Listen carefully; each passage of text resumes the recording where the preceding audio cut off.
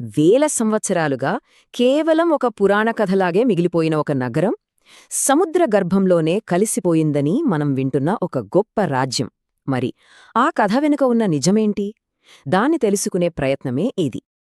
అసలు శ్రీకృష్ణుడు పరిపాలించిన ద్వారకా అనే నగరం నిజంగా ఉందా, లేకపోతే అదంతా కేవలం మన పురాణాల్లోని ఒక కథ మాత్రమేనా? కాని ఇక్కడో ఆశ్చర్యకరమైన విషయమేంటంటే సముద్రం అడుగున ఒక పాత నగరాన్ని కనుక్కున్నారు. మరి ఇది ఆ పురాణంలో చెప్పిన నగరానికి ఆధారమంటారా? పదండి ఈ మిస్టరీని ఛేదిద్దాం. మన కథ ఎప్పుడో పాతకాలం నాటి ఈ రహస్యాన్ని మళ్లీ వెలుగులోకి తెచ్చిన ఒక కొత్త ఆవిష్కరణతో మొదలవుతుంది. ఆ రహస్యమంతా సముద్రంలోనే దాగి ఉంది. నిజానికి ద్వారక కోసం వెతుకులాట 1960లలోనే స్టార్ట్ అయింది. కాని అసలైన బ్రేక్ త్రూ వచ్చింది మాత్రం 1979లో. అప్పుడు డాక్టర్ ఎస్ఆర్ రావు ఆధ్వర్యంలో మెరైన్ ఆర్కియాలజీ యూనిట్ వాళ్ల రీసెర్చ్ మొదలుపెట్టారు. కొన్ని సంవత్సరాల పాటు వెతికి ఫైనల్గా 1988లో సముద్రపు లోతుల్లో వాళ్లు అస్సలు ఊహించనిది చూశారు. అక్కడ నీటి అడుగున డైవర్లకు కనిపించినవి ఏవో రాళ్లు రప్పలు కాదు. అవి మనుషులు చెక్కిన స్తంభాలు, చక్కగా ఒక ఆకారంలో కట్ చేసిన పెద్ద పెద్ద రాతి బ్లాక్స్. దీన్ని బట్టి ఒకప్పుడు ఇక్కడ ఒక పక్కా ప్లానింగ్తో కట్టిన నగరం ఉండేదని అర్థమైపోయింది.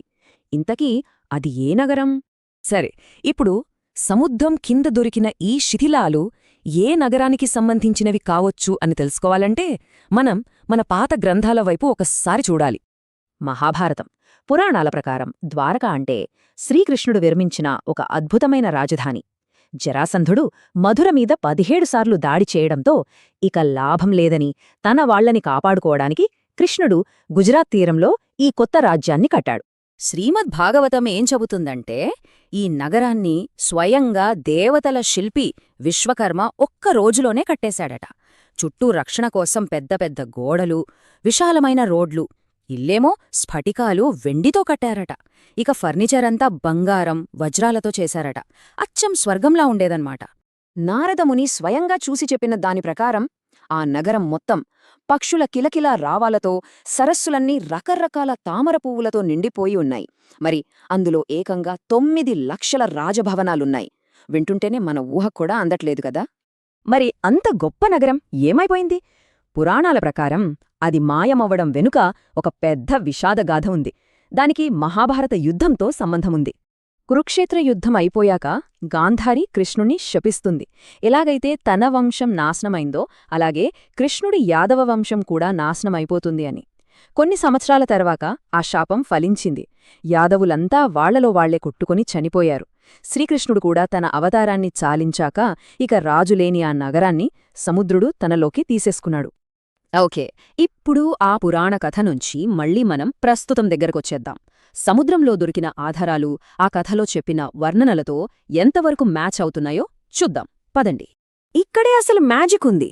పురాణంలో చెప్పింది దానికి, మన ఆర్కియాలజిస్టులు కనుక్కున్న దానికి మధ్య ఎంత కరెక్ట్గా సరిపోయిందో చూడండి. పురాణాలు ఏం చెప్తున్నాయి? ద్వారకకు బలమైన కోట గోడలున్నాయని. మరి వీళ్లకేం దొరికింది?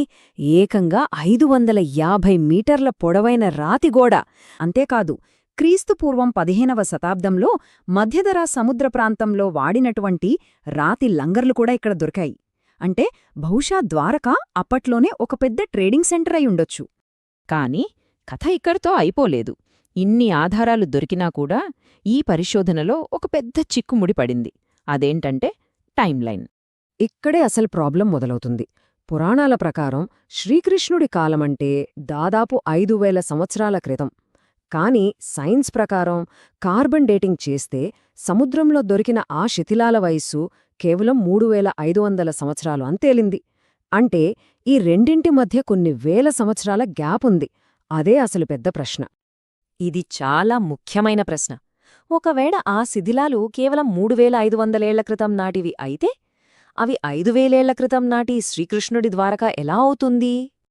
విచిత్రమేంటంటే సైన్స్కు అంతుచిక్కని ఈ ప్రశ్నకు సమాధానం మళ్లీ మన పురాణాల్లోనే దొరకొచ్చు. ఈ మిస్టరీని సాల్వ్ చేయడంలో ఒక నంబర్ చాలా కీలకం. అదే 8. ఇక్కడే మన కథలో ఒక పెద్ద ట్విస్ట్ వస్తుంది. స్కందపురాణం ప్రకారం ద్వారకా నగరం ఒక్కసారే మునగలేదంట. ఏకంగా 7 సార్లు సముద్రంలో మునిగిపోయి మళ్లీ కట్టారట. ఇప్పుడున్నది 8వ ద్వారక. ఓకే, దీని అర్థమేంటో ఆలోచించండి. ఇప్పుడు మన ఆర్కియాలజిస్టులకు దొరికింది శ్రీకృష్ణుడి కాలం నాటి ఒరిజినల్ ద్వారక కాకపోవచ్చు. సరే, అది కృష్ణుడి ద్వారక అవునా కాదా అని చర్చను ఒక్క నిమిషం పక్కన పెడితే, ఈ ఆవిష్కరణ ఒక విషయాన్ని మాత్రం డౌట్ లేకుండా ప్రూవ్ చేసింది. అదేంటంటే, వేల సంవత్సరాల క్రితం సరిగ్గా ఇదే ప్రదేశంలో ఒక గొప్ప, పక్కా ప్లానింగ్తో ఉన్న నగరం ఉండేది. కాలక్రమేణా అది సముద్రంలో కలిసిపోయింది. ద్వారక మిస్టరీ మనల్ని ఎందుకు ఇంతగా ఆకట్టుకుంటుంది? ఎందుకంటే ఒక పురాణ కథకు ఇంత గట్టి ఆర్కియోలాజికల్ ఎవిడెన్స్ దొరకడం చాలా చాలా రేర్. ఇది అసలు కథ ఏది, చరిత్ర ఏది అనే మన ఆలోచనల్నే ఛాలెంజ్ చేస్తుంది. అసలైన ద్వారక ఏమైందన్నది ఇప్పటికీ ఒక మిస్టరీనే. ఆ అన్వేషణ మనని వేల సంవత్సరాల వెనక్కి తీసుకెళ్తుంది. ఫైనల్గా ప్రశ్న మళ్లీ మొదటికే వస్తుంది. సముద్రం అడుగున దొరికింది నిజంగా శ్రీకృష్ణుడి రాజ్యమేనా, లేకపోతే అది వేరే ఏదైనా గొప్ప నాగరికతకు సంబంధించిన ఆనవాళ్లా? ఈ ప్రశ్నకు పూర్తి సమాధానం దొరకడానికి ఇంకెంతకాలం పడుతుందో తెలీదు. కాని సముద్ర గర్భంలో దాగి ఉన్న ఈ నగరం మాత్రం ప్రపంచాన్ని ఆశ్చర్యపరుస్తూనే ఉంటుంది.